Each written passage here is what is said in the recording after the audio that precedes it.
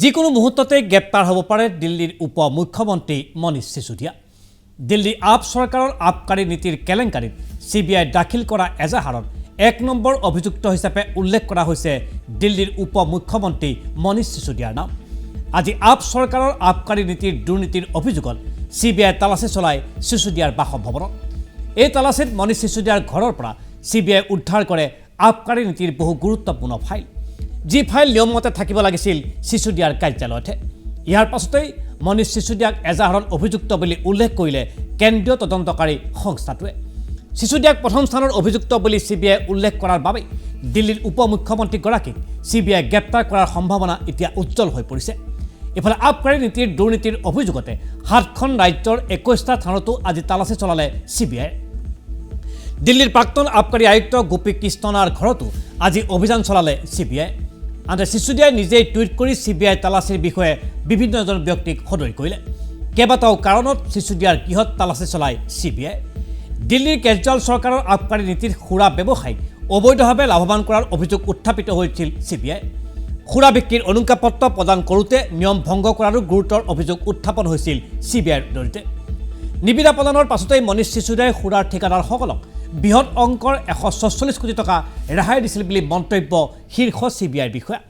আৰু ইয়াতেই সিসোদিয়াই কমিশ্যন লোৱাৰ সন্দেহ প্ৰকাশ কৰিছে তদন্তকাৰী সংস্থাটোৱে।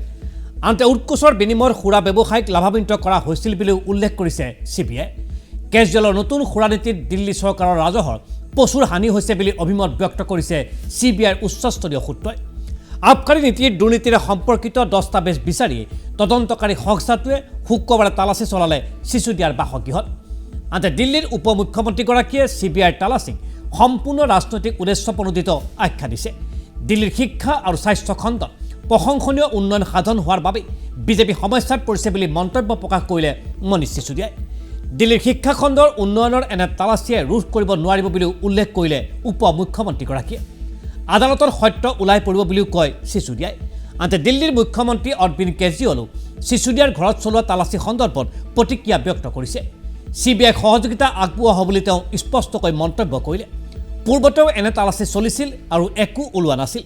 এইবাৰো একো নতুন কথা নহয় বুলি মন্তব্য প্ৰকাশ কৰিলে অৰবিন্দ কেজৰিৱালে। ইফালে সিসোদিয়াৰ ঘৰত তালাচী চলোৱাক লৈ বাকযুদ্ধত লিপ্ত হৈছে আম আদমি পাৰ্টি আৰু বিজেপিৰ নেতৃবৰ্গ। আপৰ জনপ্ৰিয়তাৰ শংকিত হৈয়ে বিজেপিৰ উদ্যোগত এনে তালাচী চলোৱা বুলি মন্তব্য প্ৰকাশ কৰিলে আপৰ বিধায়ক দিলীপ পাণ্ডে। আনহাতে বিজেপিৰ নেতৃবৰ্গই আপ চৰকাৰৰ দুৰ্নীতিৰ প্ৰমাণ এনেকৈ তালাচীত ওলাই পৰিছে বুলিও মন্তব্য কৰিলে। সত্যেন্দ্ৰ জৈনৰ পাছত এবাৰ মনীষ সিসোদিয়াৰ দুৰ্নীতিৰ প্ৰমাণ হ'ব বুলি মন্তব্য প্ৰকাশ কৰিলে বিজেপিৰ মুখপাত্ৰ গৌতম গম্ভীৰে। আহক চাওঁ আজি দিল্লীৰ উপ মুখ্যমন্ত্ৰী মনীষ সিসোদিয়াৰ বাসগৃহত CBI চলোৱা মাৰথান অভিযানৰ পাছত কি বক্তব্য প্ৰকাশ কৰিব খুজিছে দিল্লীৰ মুখ্যমন্ত্ৰী তথা আম আদমি পাৰ্টিৰ মুখ্য সমন্বয়ক অৰবিন্দ কেজৰিৱালে। आज मनीष सिसोदिया को दुनिया का सबसे अच्छा शिक्षा मंत्री घोषित किया गया, लेकिन उसके घर CBI पहुंच के रेड मारने के लिए। तो अड़चने बहुत आएंगी। पिछले 7 साल में भी कोई आसान काम नहीं था न्यूयॉर्क टाइम्स के फ्रंट पेज पे आना और दिल्ली के अंदर शिक्षा क्रांति करना। पिछले 7 साल में भी मनीष जी के ऊपर न जाने कितनी बार रेड हुई है। ये पहली रेड नहीं है, पहले भी कई बार रेड कर चुके, कई झूठे केस कर चुके मनीष जी के ऊपर, मेरे ऊपर कई बार रेड कर चुके, सतिंदर जैन पे, कैलाश गहलोत पे, हमारे कितने लोगों पे ये लोग रेड कर चुके। कुछ नहीं मिला, अभी भी कुछ नहीं मिलेगा। तो CBI अपना काम कर रही है, उसे घबराने की ज़रूरत नहीं है। CBI को हम अपना काम करने दें। उनको ऊपर से आदेश हैं कि भाई इनको तंग करना है, ऊपर से आदेश हैं, अड़चने अड़ाओ। अड़चने आएंगी, काम नहीं रुकेगा। अड़चनों से काम किसी भी हालत में रुकने देना नहीं है। अब एक ही अपना मकसद है, इनके भरोसे अगर देश छोड़ दिया तो ये लोग भारत को कभी आगे नहीं आने देंगे, हमेशा टांग खींचेंगे। अब 130 करोड़ लोगों को मिलके भारत को आगे ले जाना है। দিল্লীৰ মুখ্যমন্ত্ৰী অৰবিন্দ কেজৰিৱালৰ স্পষ্ট বক্তব্য, এনে প্ৰত্যাহ্বানেও আম আদমি পাৰ্টিৰ উন্নয়নৰ ঘোঁৰা কেতিয়াও স্তব্ধ কৰিব নোৱাৰে বুলি অৰবিন্দ কেজৰিৱালে আজি স্পষ্টকৈ মন্তব্য প্ৰকাশ কৰিলে। আহক চাওঁ এই সমগ্ৰ ঘটনাৰাজি সন্দৰ্ভত কি প্ৰতিক্ৰিয়া ব্যক্ত কৰিব খুজিছে বিজেপি দলৰ তৰফৰ পৰা। आम आदमी पार्टी का भ्रष्टाचार एक बार नहीं कई बार देखने को सामने आया। आज मुद्दा है शराब के ठेकों का। शराब के ठेकों में हुए भ्रष्टाचार का, और इस विभाग के मंत्री हैं मनीष सिसोदिया जी। जिस दिन सीबीआई को जांच दी उसी दिन शराब नीति को वापस लिया। अगर शराब नीति में कोई घोटाला नहीं था तो उसको वापस क्यों लिया?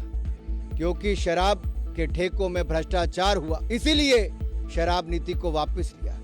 दिल्ली के हमारे मुख्यमंत्री और उप मुख्यमंत्री ने अगर सैकड़ों करोड़ का घोटाला कोई किया है और सीबीआई के पास में इसके जांच के सारे सबूत हैं, तो वो अब अपना बातों को कैसे गुमराह कर सकते हैं, कैसे अपना इधर उधर कर सकते हैं, मगर बाकी सारी बातें अलग हैं।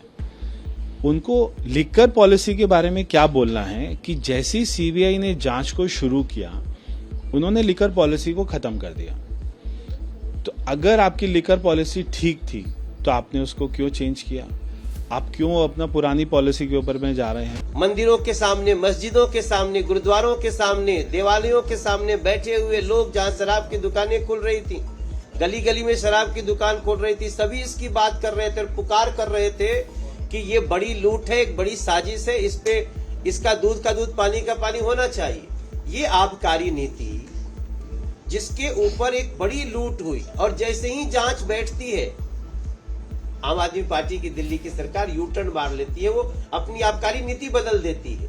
সেয়া আপোনালোকে টেলিভিছনৰ পৰা দেখিবলৈ পালে বিজেপিৰ কেইবাগৰাকীও শীৰ্ষ নেতা মনোজ তিৱাৰী আৰু অনুৰাগ ঠাকুৰকে আদি কৰি কেইবাগৰাকীও জ্যেষ্ঠ নেতাৰ স্পষ্ট বক্তব্য, আৰু তেওঁলোকে ক'ব খুজিছে যে আম আদমি পাৰ্টিৰ দিল্লী চৰকাৰ এই মুহূৰ্তত ভ্ৰষ্টাচাৰত লিপ্ত হৈছে। আহক চাওঁ এই প্ৰতিক্ৰিয়া ব্যক্ত কৰি কি ক'ব খুজিছে আম আদমি পাৰ্টিৰ নেতৃবৰ্গই। किस तरीके से बदले की भावना से, दुर्भावना से आप कार्रवाई कर रहे हैं मनीष सिसोदिया के खिलाफ। मैं बताना चाहता हूं मनीष सिसोदिया वो शिक्षा मंत्री हैं जिनके बारे में कल न्यूयॉर्क टाइम्स अमेरिका का अखबार प्रथम पृष्ठ पे खबर छापता है उनके शिक्षा मॉडल के बारे में, उनकी शिक्षा क्रांति के बारे में, केजरीवाल के मॉडल के बारे में। तो दिल्ली की शिक्षा क्रांति की ख्याति पूरी दुनिया में फैल रही है, इस बात से ये लोग घबराए हुए हैं। आज देश के लिए एक बहुत बड़ा दिन था। अमेरिका के सबसे बड़े अखबार न्यूयॉर्क टाइम्स में फ्रंट पेज पे, पहले पन्ने पे भारत देश के दिल्ली शहर के शिक्षा मॉडल की चर्चा हुई है। उसके अंदर मनीष सिसोदिया जी का एक फोटो छपा है पहले पेज पे, और पूरे देश के, पूरी दुनिया के भारतीयों के अंदर इतनी अच्छी फीलिंग है कि आज देश का नाम अमेरिका के अंदर रोशन हो रहा है। और देश में क्या हो रहा है?